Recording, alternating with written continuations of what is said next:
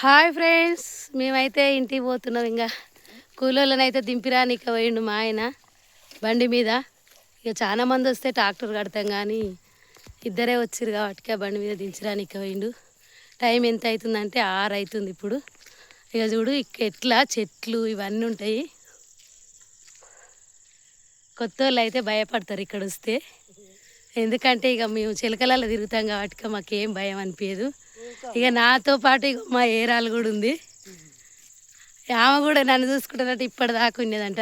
ఇక చూడురి, ఆగు ఉండు, ఇక చూపిస్తా చూడు ఫ్రెండ్స్. ఆమె నన్ను చూపియకు నువ్వు.